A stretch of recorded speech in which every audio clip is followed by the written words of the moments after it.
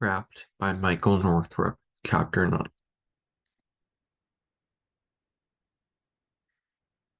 How long could we be stuck here? That was the question now. How long, conceivably? We had no power, no lights, and the heat was already leaking out of the building through 1,000 cracks and seams and windows. It's only for one night, said Julie. Top, said Pete. The snow could have stopped already. We've got jackets, said Krista. The talk continued along those lines. The tone was, it's not so bad. The tone was, this too shall pass. The tone was forced. It was like listening to your mom trying to cheer you up when you knew she didn't really believe what she was saying. Still, we were going through the motions. If you just started listening now, you might think that we were talking about an overnight camping trip, and a code one at that. The more we talked, the more we sort of talked ourselves into it. It wasn't so bad. I mean, there was obviously not going to be school tomorrow, so it's not like people would be piling off the buses and tripping over our cold, sleepless bodies. We'd just wait for the storm to taper off, go home, warm up, and spend the day on our couches with blankets and cups of hot chocolate. It'd be a great story. The night I had to sleep on the floor of my high school. Where do they keep the gym mats? Said Krista. And she said it sort of suggestively, like she was suddenly in the middle of a game of truth or dare. I felt my pulse rev a little. I mean, it was dark in here. Who knew what might happen? You know what it's like, right? When your hormones are driving the bus and your brain sitting somewhere in the back near the wheel pump. It's not a rational state, which is why I was probably the only one who wasn't completely thrilled when the emergency lights clicked on above us. It had been maybe half an hour since the power had gone out. I guess the emergency lights were on a delay, so they wouldn't come on every time the power dipped or a fuse was blown. I was sort of surprised the school had them at all. Wasn't this place supposed to be empty at night? The emergency light above us looked sort of like a big legless crab stuck on the wall. It was basically a tan square, not much bigger than the lunchbox. Two bulbs stuck out of the top on little metal stalks. The bulbs were curved like little headlights and pointed out in opposite directions at 45-degree angles. That's what I mean by the crab thing.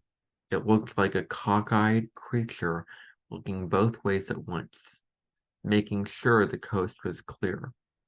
My mind kept looking that way, constructing a little story. Then it saw 7 humans below us and just froze, its back against the wall. I shook it off and refocused before I did something truly lame, like give the thing a pet name. The light coming out was surprisingly strong. I mean, it's sort of amazing the thing worked at all. It must have been a long time since it's been on. It's like how people leave flashlights in drawers and forget about them. Then when they finally need them, the batteries are dead. Instead, crisp white light cut through the darkness of the hallway, fading as it went. And there was light, said Jason. and small laughs filled the hallway. Things were funny again. The school was still functioning, and everything was going to be fine. Or maybe that's too much to read into two beams of light. But the mood was definitely changed.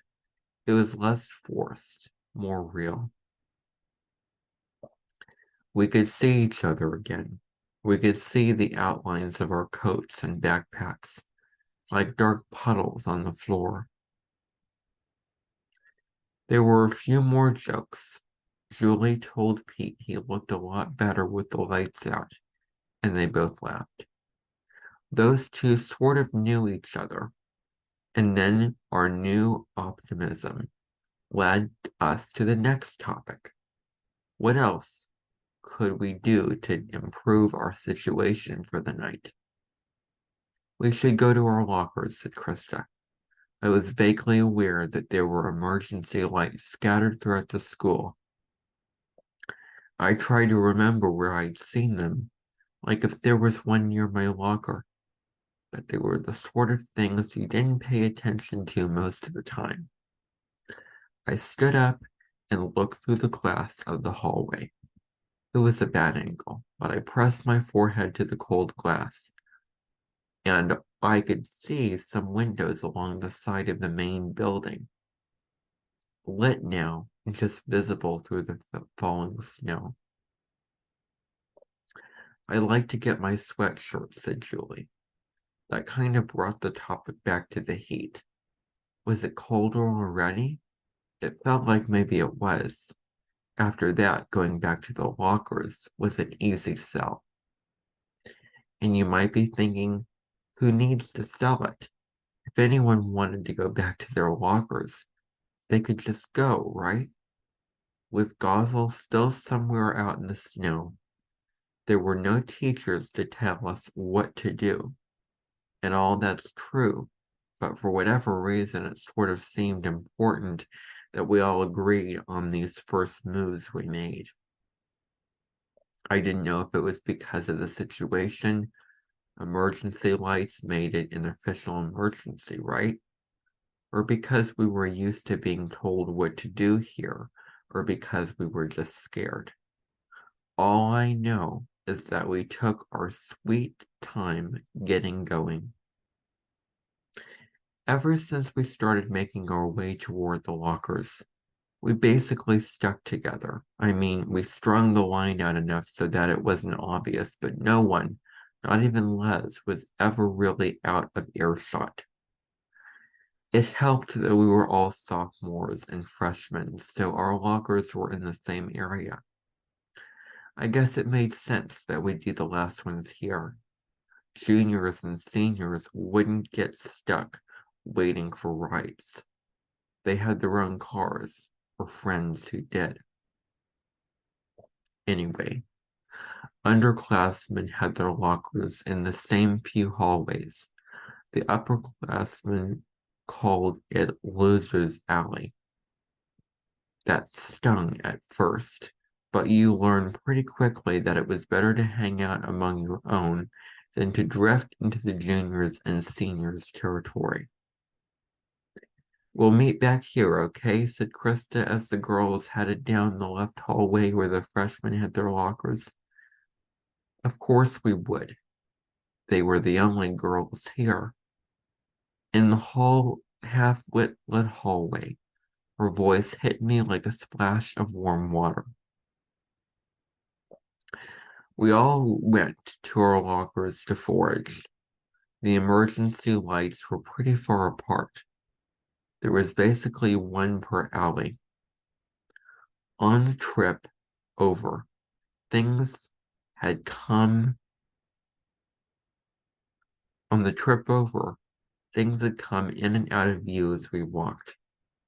Things would get brighter as we approached the lights in the center of the straightways, and more shadowy as we approached the corners. Pete was up front the whole time, blazing away with his flashlight out.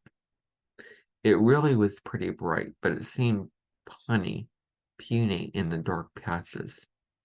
It wasn't a real flashlight. It was like a toy. I was still kind of jealous, though. I was lucky once we reached the lockers. Mine was just a few feet to the side of the emergency light. Not that I really needed it to open the lock. How many times had I spun my combination this year? It was like a reflex by now. Still, the light helped me identify my locker number and rummage through the contents. My locker was a mess. I thought about asking Pete if I could borrow his phone, and then I thought about asking Jason because he was closer, and just the normal glow from the screen would be enough. I didn't, to be brutally honest. I was a little embarrassed about not having my own phone with me. I thought about it sitting there on my dresser where I left it. I felt like a butt-kissing capital L loser. In the end, I just pushed my hand around in the dark locker like I was noodling for catfish. I really should clean this thing out, I thought, as I stuck my fingers into a pile of old papers and came back out with a snack pack of Oreos. When were these from? September? I stuck them deep into my pocket, then looked around to see if anyone had heard the crinkle of the foil wrapper. Stale or not, this was the only food I had. Really, I had half a mind to scarf the Oreos on the way back, maybe in the shadowy stretches in between lights. But it occurred to me that I might need them for trading. I'm sure some of the others were turning up food too. I looked over at Les, almost directly across the hall from me, and saw that he had two lockers open. He must have spied on his neighbor and memorized his combination, or maybe he'd just beaten it out of him. He'd already gone through his own locker and had something folded over his right arm. Now he was pushing through the contents of the other locker, looking for treasure. I turned back to mine and made another quick pass through it. Nothing. I slammed it shut. We made our way back to the hallway outside the gym. We were like a band of gypsies with random scavenged items in our arms. Sweatshirts, spare shirts, gym clothes. Anything soft and potentially warm was carried off. Pete had a ski hat with a little pom-pom on top, sticking out of the crook of his arm like a limp rabbit. I remember the morning he'd shown up wearing that thing. We'd ragged him mercilessly about it, and he'd stuck it all the way in the back of his locker. If this storm hadn't happened, he probably never would have taken it out again. Now he was carrying it out in the open like a prize. There was no food visible among the prizes, though. Everyone must have made the same decision I had and hidden it. Any sharing or trading would be done later among friends. I guess this was when we started keeping secrets. Everyone was scanning everyone else's hall, eyes drifting to the side as we passed under a light. Krista had already put her tattooist soccer sweatshirt on over her sweater and put her jacket back on over both. It wasn't really cold enough to need that many layers yet. She wasn't bundled up against the cold. She was bundled up against the possibility of cold. We talked off and on for hours back in the little hallway that had become our base for the night. We talked about a lot of things. Gosel, he's probably in one of those houses up on the slope in front of a nice wood fire, we agreed. The buses we would have been on, half of them wouldn't make the hills. The weatherman on TV, Hilton Kalish, wrong again. I can't believe they pay that guy. We watched the emergency lights for signs that it was dimming and tested the air for any taste of real cold creeping in. We took short sips from the drinking fountain because there were no emergency lights in the bathrooms. I borrowed Jason's phone from my first trip to the men's room, but the faint blue light wasn't much use. I was a little off target, and I wasn't the only one. By the time I zipped up with the phone face up on the top of the urinal, lighting the metal handle, I knew that place was going to be a slippery, stinking mess before too long. Back in the hallway, we made nests of whatever we had. The lights held for now. I think we all knew that they ran on batteries and that this little reprieve wouldn't last long. But not one of us thought that we'd be here another night. The idea seemed totally crazy. Every once in a while, someone would check a cell phone. The screen popped on in the dim light, and everyone would look over. But there was never anything to report. No service, no messages, no nothing. We just thought the lines were still jammed or the service was still muffled by all the snow. Then one of us would walk over to the window and look out at the road. Nothing to report there either, just more snow. You could feel the eyes on you when you got up to look out. At first we said things like still coming down, and after a while we just said, yep. And sometimes a strong gust of wind would rattle the glass. The storm letting us know it was still out there without anyone having to look. It was pretty clear by then that no one was coming for us that night. Eventually, there was nothing left to do but close our eyes and drift off. It was a bum, and the sort of fun sleepover mood from before that had pretty well washed away. We were resigned to a full night of hard floors and dark bathrooms, but we all went to sleep thinking that tomorrow would be the day after. We thought it would be the day the plows cleaned up the big storm. Life went back to normal, and we went home. We weren't even close.